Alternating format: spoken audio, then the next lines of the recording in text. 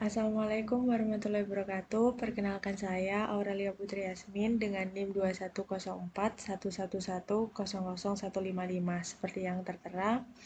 Lalu saya dari kelas Algoritma Pemrograman kelas E dengan dosen pembimbing Pak Kausar Sopan. Kali ini saya diminta untuk membuat program dev dengan rumus fisika. Lalu sebelumnya saya akan menjelaskan terlebih dahulu tentang materi yang saya akan coba live code nantinya. Di sini saya mengambil materi fisika yaitu energi potensial. Dalam dunia fisika, energi adalah kemampuan untuk melakukan usaha. Jika sebuah sistem A memberikan usaha pada sistem B atau benda A memberikan usaha pada benda B, energi dari benda A akan dipindahkan ke benda B. Lalu, energi terbagi menjadi dua macam, yaitu energi kinetik dan energi potensial. Kali ini saya mengambil energi potensial. Lalu, apa sih energi potensial itu? Energi potensial adalah energi yang dimiliki oleh benda karena posisinya terhadap benda di sekelilingnya. Salah satu contoh umum energi potensial adalah energi potensial gravitasi. Sebuah benda yang berada pada ketinggian H dari permukaan tanah memiliki energi potensial gravitasi saat benda tersebut jatuh ke tanah. Nah, seperti namanya, yaitu energi potensial gravitasi, yang disebutkan benda yang berada di atas permukaan tanah akan jatuh ke bawah tanah itu dikarenakan adanya gravitasi atau daya tarik bumi. Maka dari itu, benda yang ada di atas selalu akan jatuh ke bawah. Misalnya ini betadin. Betadin kita lempar dari atas. Nah, ini dia akan selalu mengarah jatuh ke bawah. Tidak mungkin jika kita lempar itu mengarahnya ke atas. Itu tidak mungkin karena adanya gravitasi atau daya tarik bumi. Maka dari itu, semua benda yang dilemparkan dari atas permukaan tanah akan jatuh ke bawah ke permukaan tanah. Nah, ini contohnya ada apel. Seperti betadin itu tadi, apel jika jatuh dari atas pohon, dia akan jatuh ke bawah. Lalu bisa kita ambil, lalu kita makan. Lalu, jenis energi satu ini berlangsung dalam gerakan suatu benda yang dikarenakan adanya gravitasi bumi, seperti yang sudah dijelaskan sebelumnya. Hal tersebut juga membuat suatu benda akan jatuh menyentuh tanah. Dengan kata lain, energi potensial yang dimiliki oleh sebuah benda bergantung pada ketinggian benda terhadap titik acuan tertentu. Dalam hal ini yaitu permukaan tanah.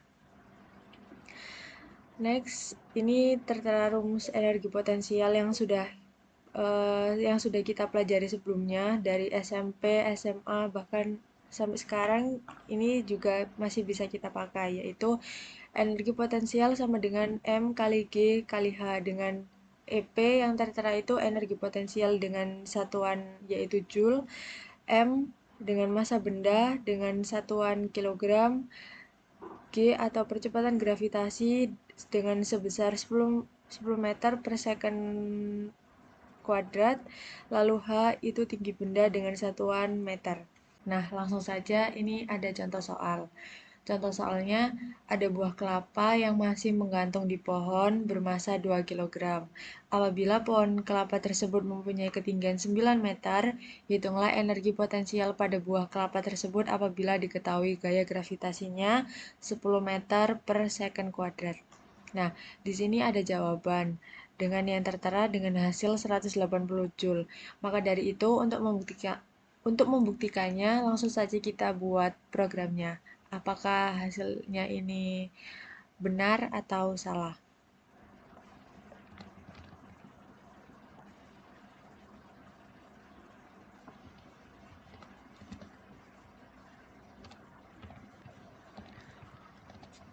Program menghitung energi potensial. Ini mungkin program dev untuk menghitung energi potensial. Ini biar sedikit lebih rapi atau lebih keren, makanya dikasih seperti ini. Lalu dev energi potensial. Nah, ini sebagai parameter kita masukkan M, G, Nah, parameternya ini kenapa sih kok dimasukkan MGH? Karena di sini rumusnya yang akan kita pakai atau yang nantinya kita akan input angkanya itu ada MGH. Maka dari itu parameternya akan kita masukkan MGH. EP, lalu kita masukkan rumus energi potensial yaitu M kali G kali H, lalu print. Misalkan ini nanti hasilnya sehingga energi potensial yang terjadi sebesar seperti ini, seperti ini, lalu ini EP Joule.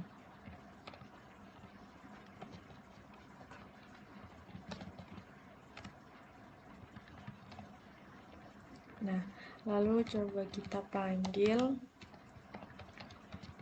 misalkan kita, oh ya, ini seperti soal ini tadi, kita masukkan M-nya 2 dengan percepatan gravitasinya 10 dan H-nya 9.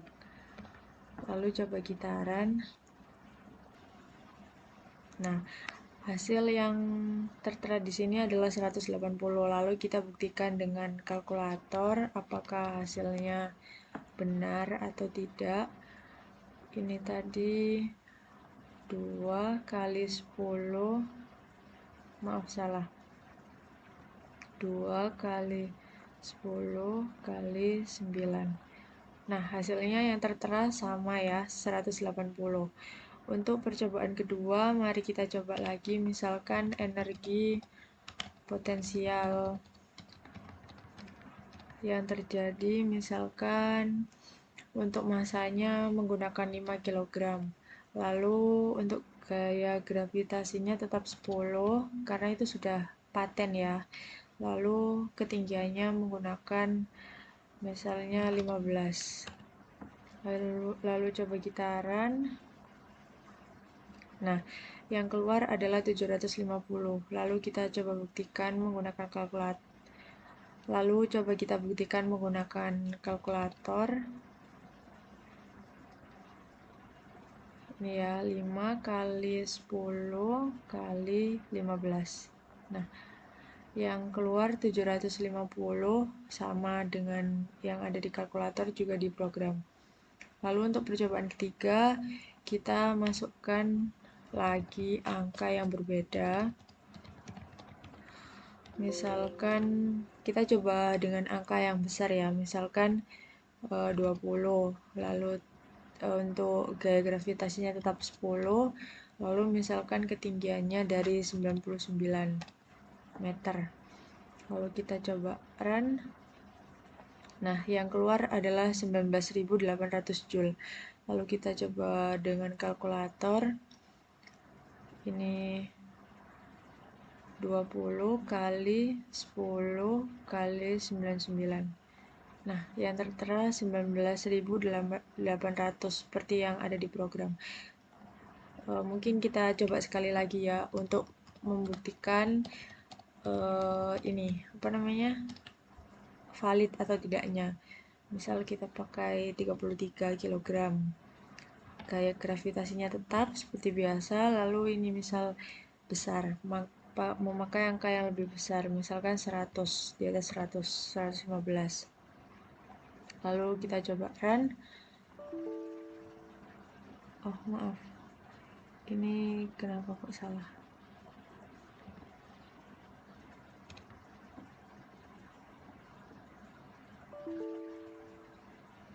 Oh, ini kurang tutupnya, mohon maaf. Kita coba run. Nah, yang keluar 37.950. Lalu coba kita hitung menggunakan kalkulator. 33 kali 10 kali 115. Nah, ini hasilnya 37.950, sama seperti yang ada di program. Nah, berarti dari sini sudah teruji kevalitannya atau meskipun menggunakan angka yang berbeda, hasilnya akan sesuai dan akan sesuai dengan rumus gitu. Lalu sekian dari saya. Mohon maaf jika ada kesalahan penyebutan atau program atau yang lain-lain. Saya akan berusaha lebih maksimal dan lebih baik lagi ke depannya. Dari saya, Aurelia Putri, sekali lagi mohon maaf dan terima kasih. Wassalamualaikum warahmatullahi wabarakatuh.